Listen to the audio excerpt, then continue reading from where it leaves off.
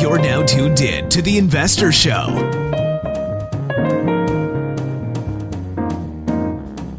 Where we teach simple wealth creation for the common investors. With investment advisor, award-winning author, international speaker, and founder of Royal Financial Investment Group, Prince Dykes. Once again, guys, this is The Investor Show coming to you guys on this nice Friday. I know you guys probably used to me saying nice, beautiful day in Hawaii, but, you know, I'm out here in Japan. It's a little chilly, but it's kind of warming up. But it doesn't matter where you guys are.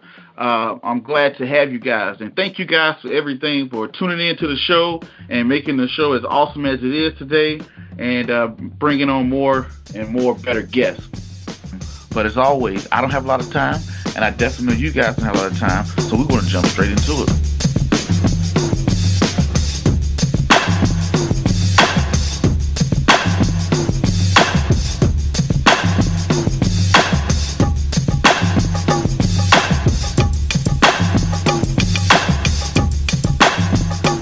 But as you guys can already see in the description box, I have a very, very special guest, international guest this time, all the way from Singapore and Hong Kong.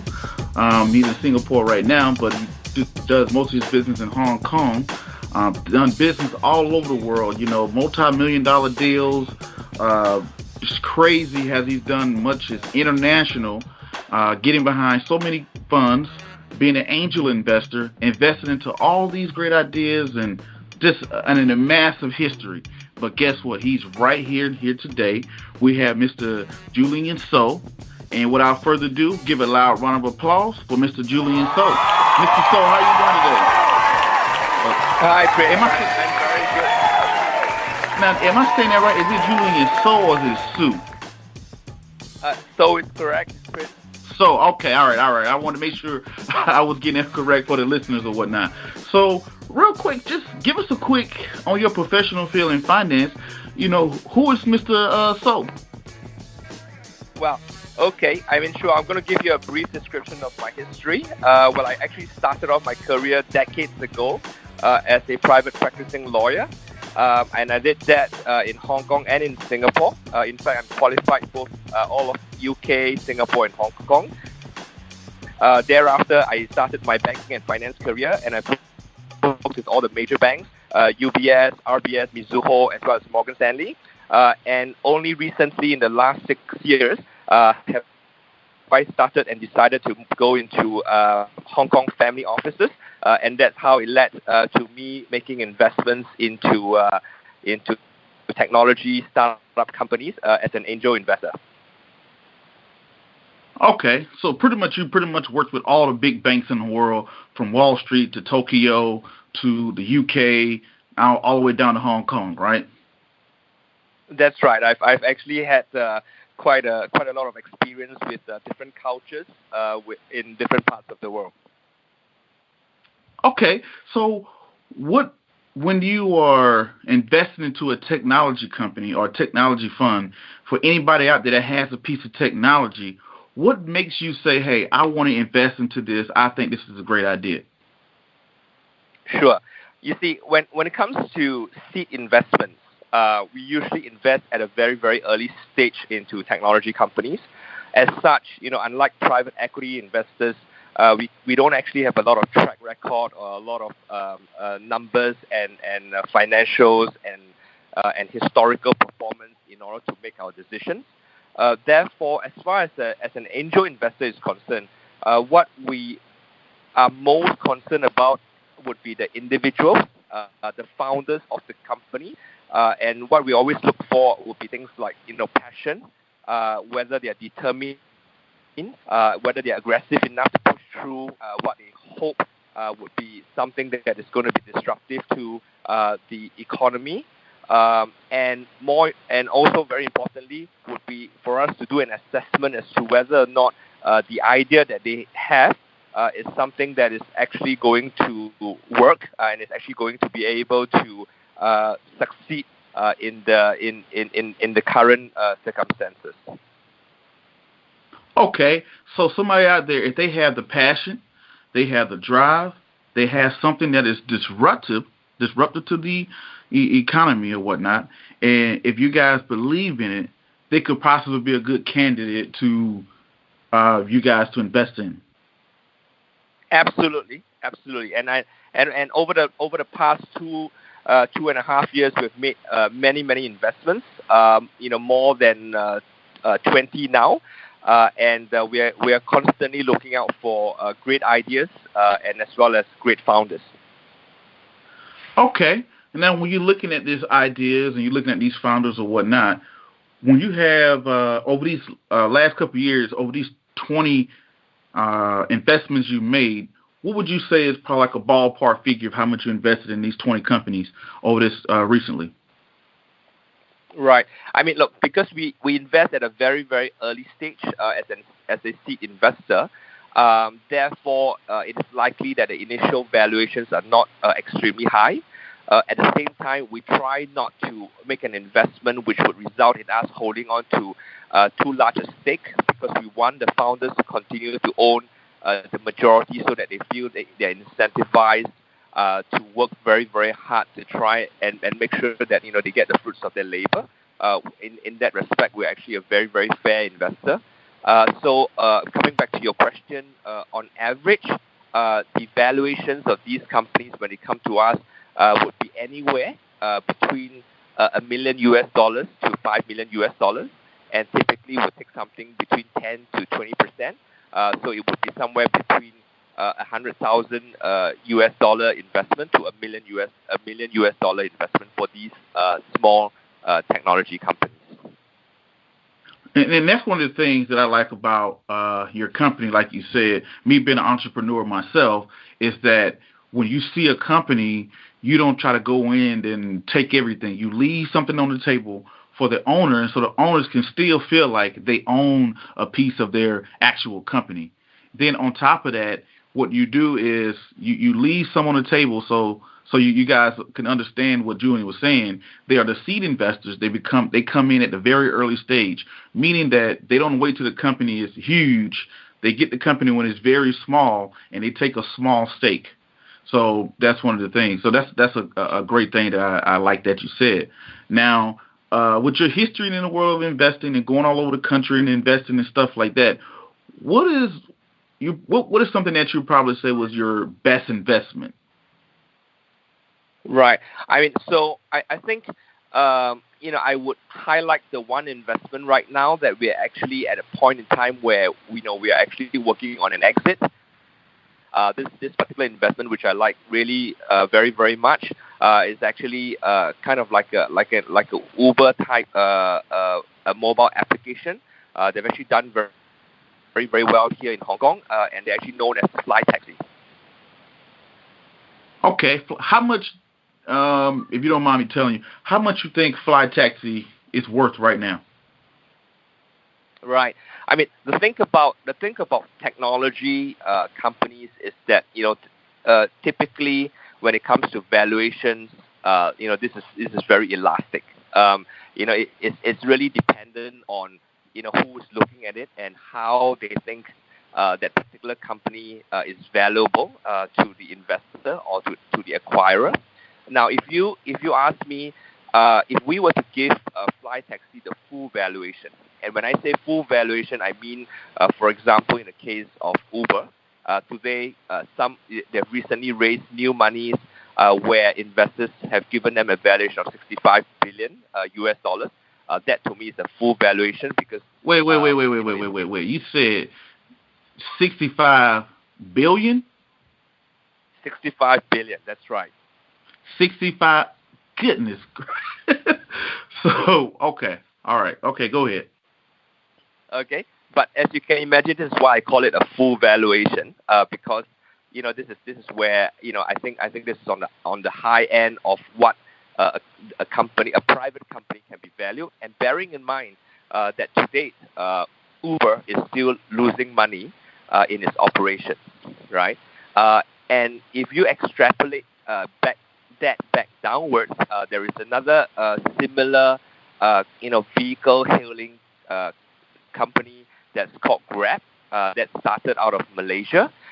This company was also recently raised new funding at a valuation that is north of 1.5 billion US dollars.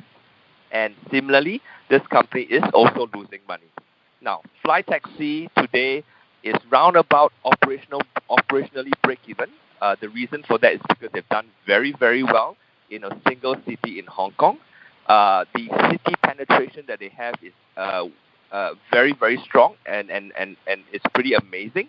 But because they're in a single city, if I extrapolate the valuations of Uber as well as Grab down to Flytax on a full valuation basis, I would think that Flytax is worth somewhere between 200 to 300 million US dollars today.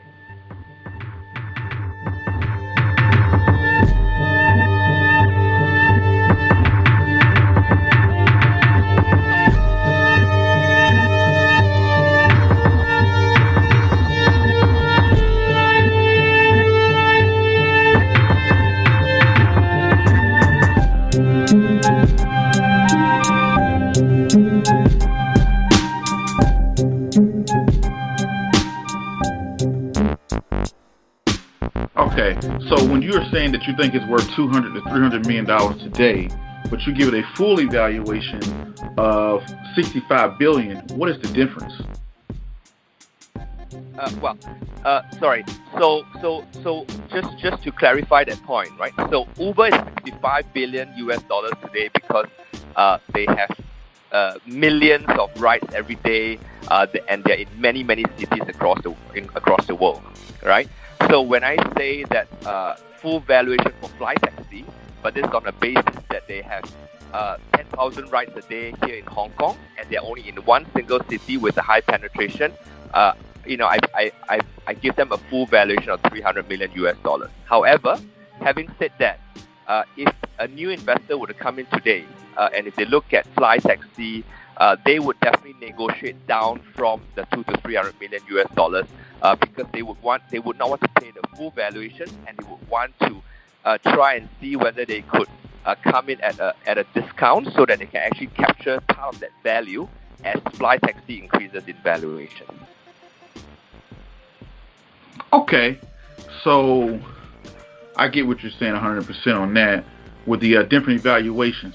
So for people out there, most of the people that listen here are U.S., Japan. They've never heard of a fly taxi. We all heard of Uber, because I've used Uber myself and stuff like that. And I remember people telling me like, hey, I've used Uber in Hong Kong myself. So, but I know you stated that Uber is now illegal in Hong Kong, but it's this new thing called Flytax. What exactly is Flytax for the people out there that's listening? Right, sure.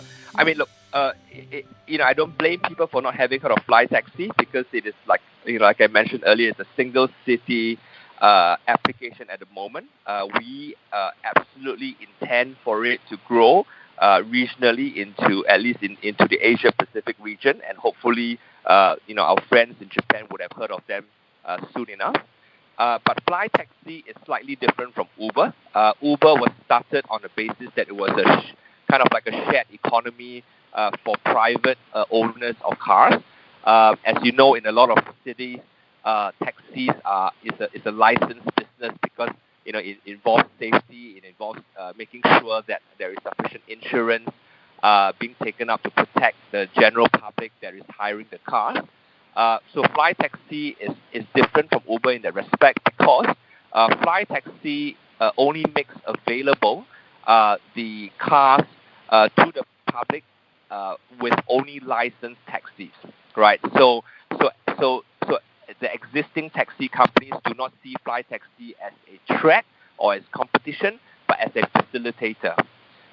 However, what Flytax does is that it enhances the value and the convenience of these licensed taxi companies by providing them with a incredible uber convenient mobile application, right? And through this application, they are able to allow traditional licensed taxi companies to function with the same level of convenience and efficiency as a Uber consumer, and that is actually the vision and the the intention of Flytaxi when it was first established.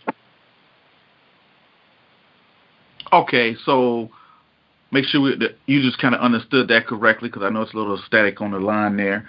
So essentially, Uber is a device that regular people can get on, right? But Flytaxi, it is a device that only taxi drivers can get on. So it does the same thing that Uber does for regular people, but Flytaxi does it for, let's say, taxi cab companies. Am I correct on that? That is absolutely correct. Okay, so, and because when Uber came in, it disrupted the economy, because a lot of taxi drivers, turned around and said, hey, man, what the heck is going on? How are you just going to allow anybody to do our job? And I know overseas in the Asian companies like the Hong Kongs and the Chinas and the Japans and stuff like that, Uber had a lot of issues with not being allowed in a lot of Asian companies, in Asian countries. So that's kind of unique how you guys came up with the idea of saying, hey, you know what? We're not going to fight against the taxi cab drivers. We're going to actually work with the taxi cab drivers. That's right. That's right. And you can absolutely correct, Prince. Okay. So when you first got into this, this company first came to you as an investment, what made you know, like, hey, we want to make this investment? Well, okay. So when this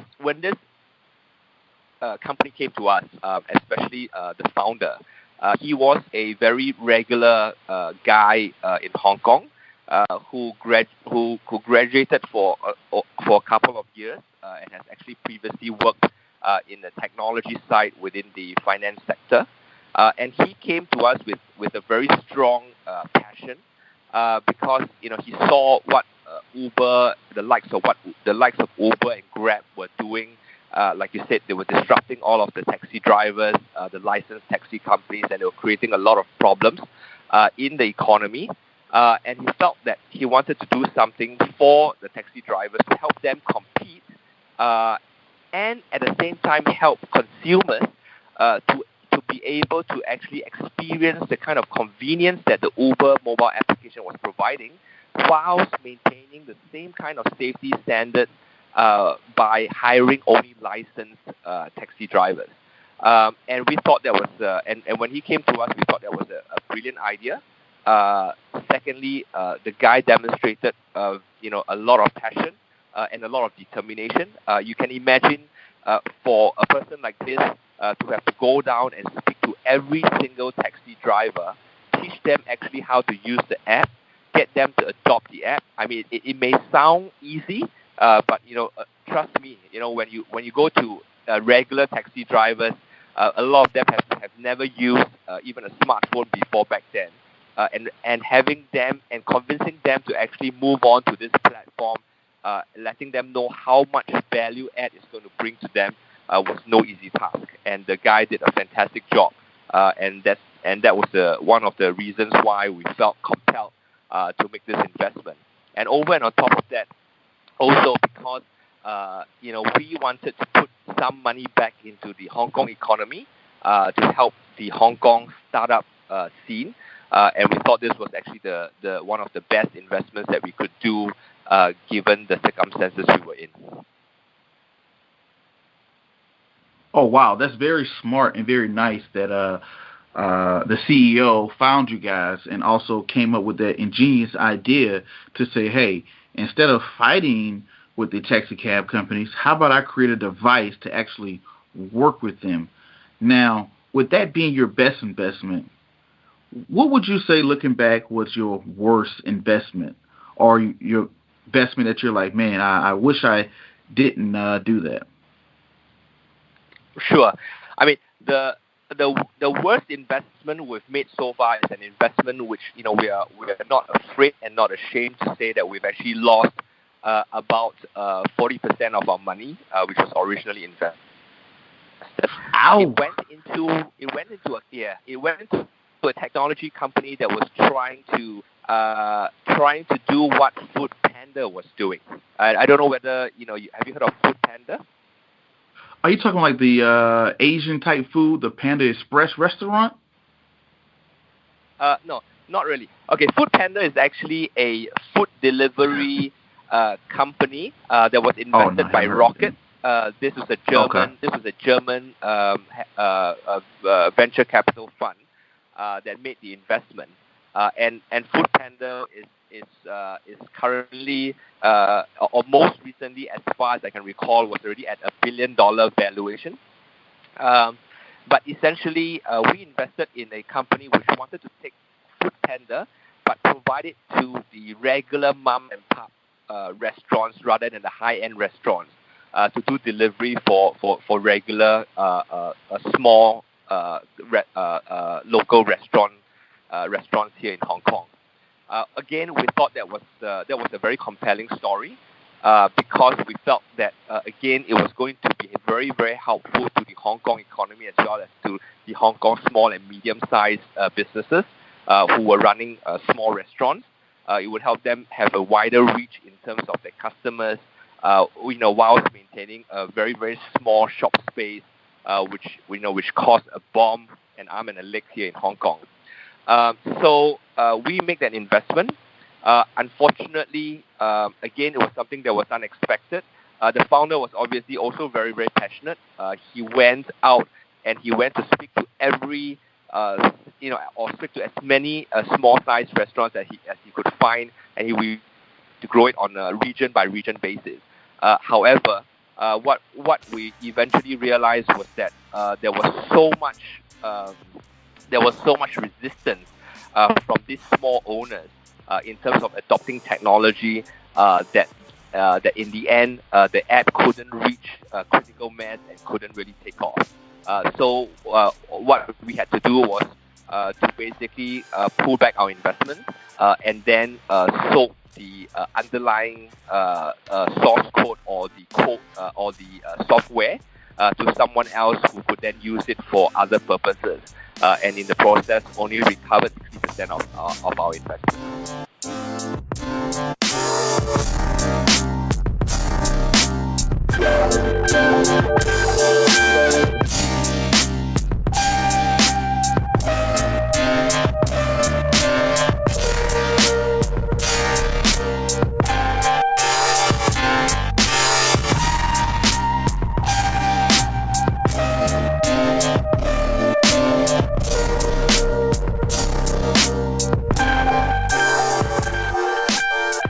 Okay, so essentially, it was a good idea, a good passionate entrepreneur. It's just that when he created the app, the software just couldn't keep up with what was going on. So you guys essentially took the software, sold it to another company, but was only able to recoup about 60% of your money, right? That's correct. That's right. Now, and I'm glad that you said that, because I have a lot of people that come up to me, a lot of people that reach out, a lot of entrepreneurs that tune into the show, and they just say, man, if I had the money, this would happen, this would happen, this would happen. And sometimes that's not the case. Just like in this case you just explained with the Panda food delivery, that even if you have the money, your operation can still fail.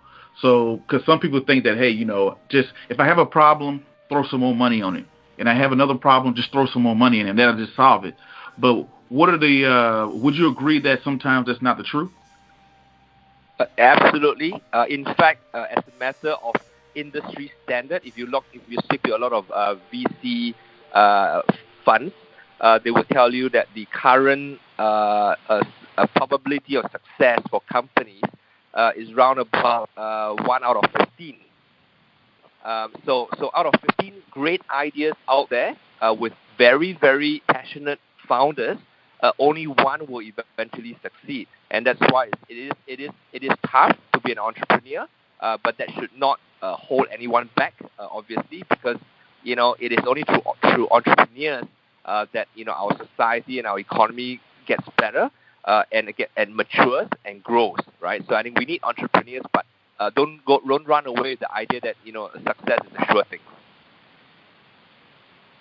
Okay, so when you said the word VC, he's talking about venture capitalists, and that out of every great idea, out of every great passionate entrepreneur, only 1 out of 15 would actually succeed, right?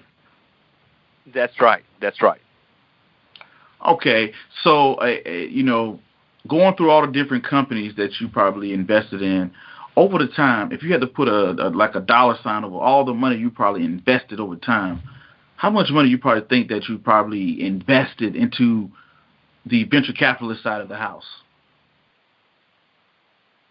Well, I think if you look at our current portfolio of companies, and the size of the value of the portfolio that we have right now, I would say that we're north of $100 million, which is not huge, but I think it's something that we're proud of, especially because making investments into startup technology companies is actually not easy at all, and I think we've done very well for ourselves. Having $100 million portfolio of just startup companies, that's pretty impressive. that's something to look down upon. But the thing about it is, what got you, starting out as a lawyer, then going into the financial industry, to the Goldman Sachs of the world, to the JP Morgans of the world, Tokyo, all these big, huge, elite financial industries. What made you get into becoming a venture capitalist? Yeah, well, that is a fantastic question, Prince. A lot of people ask me the same question, but I think right great now, minds think alike. Today is 2017, and as I mentioned earlier, I went into Hong Kong family offices to do this kind of investments about 6 years ago. That was 2011. So to be honest, the global financial crisis, which started in 2008, 2009, really brought light to my eyes, because what I've realized is that all the work and all the effort was put into the traditional financial industry was all about creating money out of money. It was never really a contribution to the economy or to the brick and mortar businesses, because in the financial industry, a lot of the stuff that we do when we do all the derivatives and structuring, it was just creating sophistication, layers and layers of sophistication above money. But when the GFC hit, by the time we got to 2011, I realized that I think I want to put my energy and my time and my experience to real businesses, companies that were going to contribute to society and contribute to the economy. And that's why we started, and that's why I moved into angel investing. And I think, and to date, I've never regretted this move. Awesome. I get exactly what you're saying, is that when you look at the complexity of the financial markets, you have, you got a stock, then a stock got a derivative where the people are selling options on it. Then you got Forex, and you got all these synthetic investments that are out there, that all the money was being poured into things that was kind of like not real. They didn't have anything that was tangible to them. So what got you interested, you was like, hey, what is a good way we can actually get back to real organic business? And one of the ways to do that is through venture capitalists. Did I got that right, Julian? Absolutely. That's absolutely correct, Prince. Okay, I'm just making sure I'm interpreting what you say correctly. But so that's very good and a very smart idea. That and just think about it. That's why you heard the TV show called Shark Tank. Yes, absolutely. Very, very popular. And that's what makes the show so such a hit, because you're getting these regular entrepreneurial people who just got a great idea, who's probably passionate, work their tail off, and they just need a little push, and somebody comes in, give them that push, and it changes their world, and they come up with great ideas. And people in America especially, we just love that started from the bottom, made it to the top type mentality of working hard and dedicating yourself for so long. And I think that's a great thing that you're giving entrepreneurs a shot. But one question I have for you is, when you look to invest into new technology companies, do you only invest into Hong Kong, Singapore, or you go around the globe? Well, look, we are not restricted in terms of our mandate. However, as a practical result, we've actually made a lot of investments out of Asia, only because we're much closer to these countries, and that we are a lot more accessible to them. But we would definitely not turn away a very, very good European or American company if they were to knock on our doors. Okay, with that being said, if somebody wanted to contact you, they got a great idea, they got this new technology, how would they get in contact with you? Well, actually, to be honest, a lot of people manage to find me on LinkedIn. But to be honest, I have an email address which I can leave with you, Prince. And if anyone were to be interested to have a word with me, they could certainly approach you, and then you could put them in touch with me. Okay, so now, guys, you hear that? Julian has made me the plug to him. If you guys got any good ideas out there, if you guys got a good technology ideas, email the show. Email me at Prince, Prince, at royalfinancials.com. Again, that's askprince at royalfinancial.com. That will be in the description box. So, Julian, going forward with that, so it seems like you're pretty passionate about flying taxi. And if you're ever in Hong Kong, I don't know wherever this may go, but if you're ever in Hong Kong, I know Uber used to be there. People are like, yeah, I use Uber. I've been to Hong Kong, how could this be the Uber? But now it's gone. You have to use Flytax. It's the app. So where can people get that app, or how can they download it? Yeah, well, I think Flytax app is actually available both on the Apple Store, the Apple App Store, as well as Google Play Store. So you can go through your normal channels and download the Flytax app. Okay, so just go in, download it, and use it right there in Hong Kong. That's pretty awesome that you got it on iTunes as well.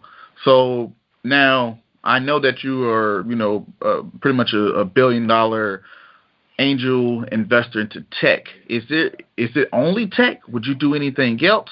Would you get into construction? Would you get into any type of other companies? How would you do that? Would you do that? Yeah, no, Prince, unfortunately, we have to be pretty specialized in terms of how we make our investments, because it actually requires quite a lot of, experience and expertise. Accordingly, as you mentioned, we only make investments into technology companies. These technology companies may be related to the construction industry, but we would definitely be focused on the tech. Okay, all right. So you're based out of Singapore, or are you kind of based out of Hong Kong? Which one do you kind of stay in the most? Okay. Well, I'm actually originally Singaporean, but I've actually lived in Hong Kong for more than 9 years now.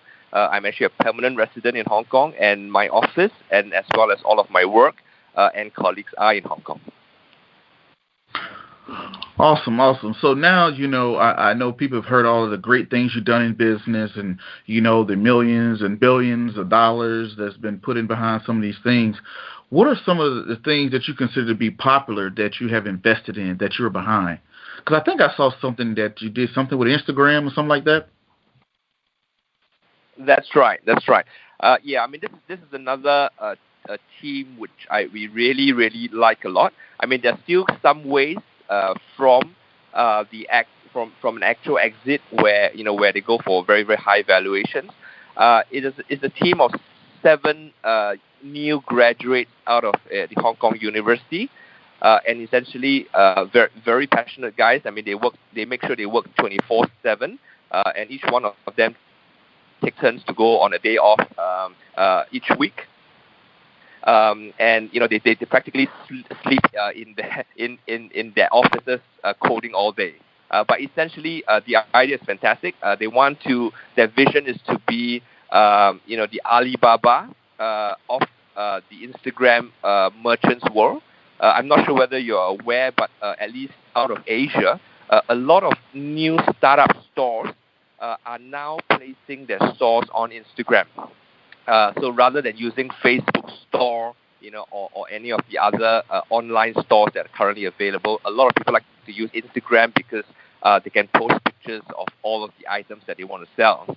Now, what this team does is that it consolidates all of the items that are being sold on Instagram, put them onto their platform, and then enable these store owners to interact directly with potential buyers of their products, and also to make the transactions online through their platform. So this platform is currently still in the process of being completed. So it's still really very much in the beta stage. But we have very, very high hopes, and we think this company is going to be one of the more successful ones that we've invested as well.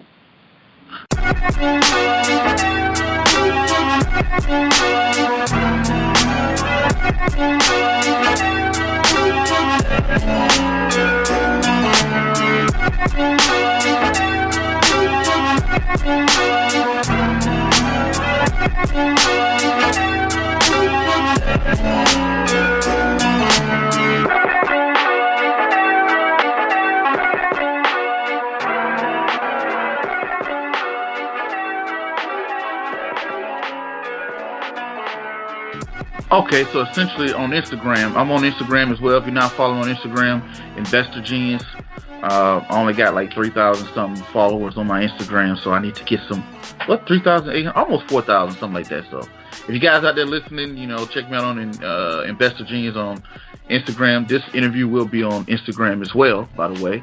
But anyway, what you're saying is now you're pretty much behind a company. What is the name of the company, for example, or for general purposes? Sure. The company is called Initio. Initio? Yes, that's right. Okay, so we all know that Instagram is owned by Facebook, and pretty much you're behind a company called Initio, which is going to allow people to be able to purchase and buy and sell on Instagram. That's right. Awesome. That sounds pretty good, So, if it comes out, I know Facebook was kind of trying something like that or whatnot, but that'll be pretty awesome. That'll makes it, I see that a lot of technology is giving more and more power to the entrepreneurs now, whereas in the States now, anybody can have a voice or have an opinion. 20 years ago, like I tell people all the time, I wouldn't have been able to exist. But thanks to the social media and the internet, now I can broadcast across the world and, have people from South Africa to the United States to, Hong Kong, Japan. I can just get around the globe just off of, from behind my desk. And just the sure fact that now that people can write their own books, people can use YouTube, Facebook, all these social media applications. Now you're developing a technology to where, let's say for example, I'm an author. Now I can sell my books off of Instagram, or I can sell off of Facebook. I think that's truly amazing. Now, being a tech investor and stuff like that, what do you see tech going in the future? Yeah, no, I mean, some years ago when I started promoting technology investments, I was already, very, very clear in my head, already thinking that that tech will eventually take over all of the traditional brick and mortar businesses that we see today.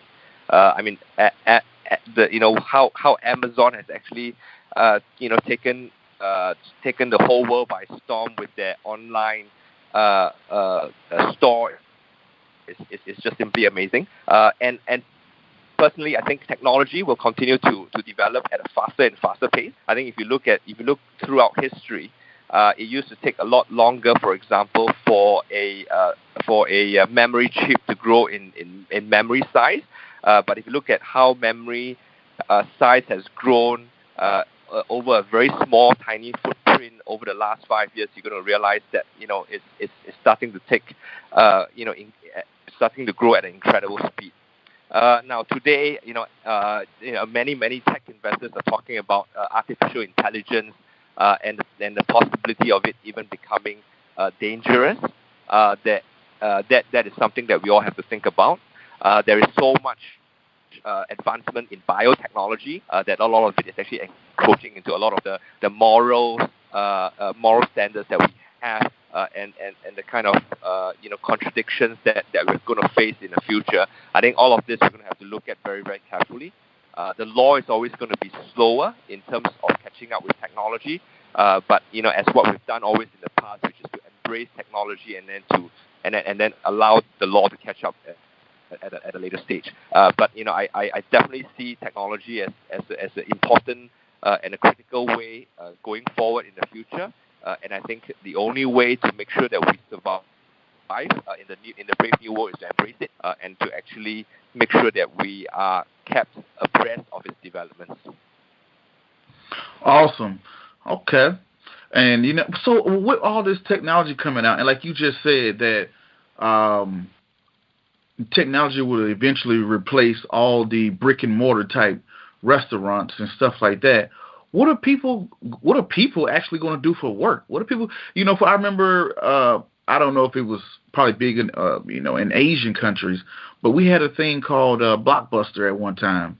We had a thing called Radio Shack, Circuit City, that there was these big companies that pretty much got swallowed away because of Amazon, because of Netflix, and all of these jobs went away. And now they've gone into streaming or whatever. We all know people that used to work at Radio Shack or somebody that worked at Blockbuster and stuff like that. But how do we get to the point to where now all those people that used to work at those thousands and hundreds of thousands of people that used to work at Blockbuster, now their jobs are gone, and Netflix only hires about 1,000 people? Like, what are people going to do? What are people going to do for work? Yeah, Prince. I mean, you brought a very, very good point. But to be honest, I think this is going to affect the young people more than the more senior guys like ourselves. And that's why, that's good. That's good.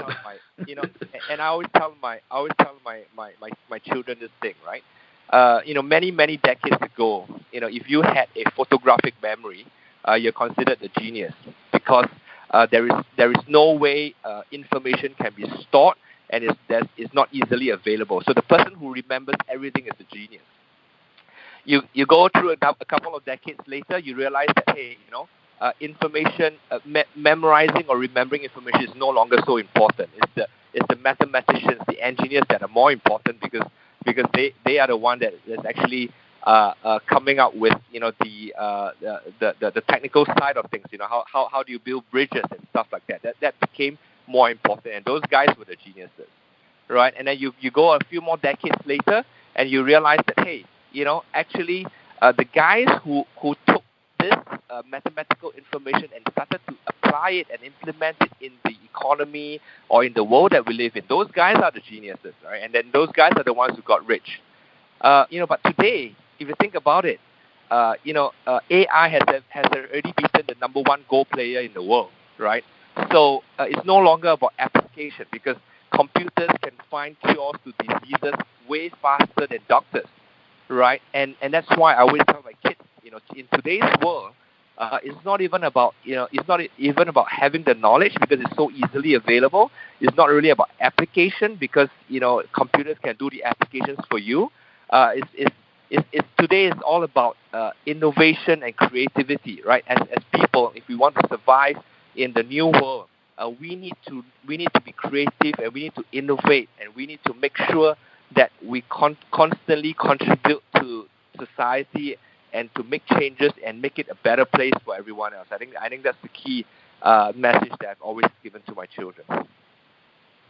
Wow, that is crazy, and I learned so much. That's why I like doing these interviews and talking to people like yourself because I learned so much. Like that was pretty amazing what you said. It's crazy what you just said that decades ago, if you had a photographic memory, you was considered a genius because nobody could store image. In your house you had big encyclopedias and big dictionaries and stuff like that because nobody could remember everything, so you had to have books all over the place. But you're saying now, due to things like Google and information is so readily available, everybody has it on their phone, everybody has a computer, everybody has a laptop, that remembering information is not really considered being a genius anymore. Then it turned into being an engineer who could do the math and who could put numbers together and build bridges and build the infrastructure. And then now formulating into tech. Now technology, anything that can make us do less work and think less is pretty much the new geniuses. And it's funny that you say with our education, it kind of teaches us to remember. Who can remember things the most and who can do math, but you're saying, hey, now with technology, you don't have to remember that much. You don't really have to do the math because we got computers that's doing that. So, that is truly awesome. Yeah, no, absolutely. Now, one last thing I want to get into before we wrap up and get out of here. A little bit about Julian. Can you tell us a little about yourself personally? Like, I know you mentioned your kids earlier. If you don't mind, so the viewers or the listeners, they can kind of like, well, who is Julian so as a person? Like, what do you do? Hobbies and family and stuff like that outside of business. Sure. Well, I'm currently in my mid-40s, and I actually see myself as still young, hopefully still young at heart. I'm actually, I'm very, very passionate about new things, about new ideas, and when I promote, when I tell my kids to be creative and to be innovative, that's exactly how I live my life as well. I'm always very, very amazed by, all of the new ideas that I come across, and that's why I love the job that I have right now. I have a beautiful wife and 2 beautiful kids, and my daughter is now, coming to 16 soon, this next month. Whereas my son is only 3, so they are 4. Sorry, they are 12 years apart. So a lot of people ask me, how do I manage, right? I mean, because on the one hand, my daughter is old enough for me to say, I can go for my retirement, but my son is now so young, and to be honest, I mean, he came as a surprise. But it was a very, very happy surprise for me and my wife. The day that I discovered my wife was pregnant with my son, I actually went out and started jogging again because I told my wife that my retirement has just been postponed by 20 years. But having said that, I really, really love my family and my job as well. And I think it's very important to love your job, right? I mean, someone once said to me, you either find something that you really love to do, or you better learn to love what you are doing. So that's the kind of person I am, and hopefully my kids will be the same. Oh, that's nice. That's nice. Having the family, and you're still young, mid-40s. I'm actually 32 myself, and I just have I'm married now for 7 years. And we'll be 8 in September, and we got a 5-year-old son, Wesley, getting ready to turn 6 here soon. So, but Julian, we're going to go ahead and wrap this up. And I wanted to say, is there anything that you want to leave out there or say to the listeners before we head out of here? Sure. I mean, I was once asked to give, a small little, talk to my daughter's school, to a bunch of teenagers, and I thought I want to leave the same thought to our listeners here. I believe that, in life, 2 things are absolutely the most important, is passion and compassion, right? I think we should always be very passionate about everything that we do, and that's where success comes from. I think there's no one that you see today that's very, very successful that was not passionate about whatever they were doing. The second thing, which is compassion, and which is something I think is very important in a world where the Gini coefficient, which is actually the coefficient that measures the wealth gap between the poor and the rich, which is growing, tremendously because wealth is now constantly being, being consolidated with fewer and fewer people. I think compassion is very important. If you have, you should always remember the people who don't have, and you should always, think about how you can contribute to them. And I think especially in the Western world, and especially in America, people are very, very cognizant about something like this. I hope that our Asian people would also grow to have the same kind of compassion for the people out there who may not have as much as they do.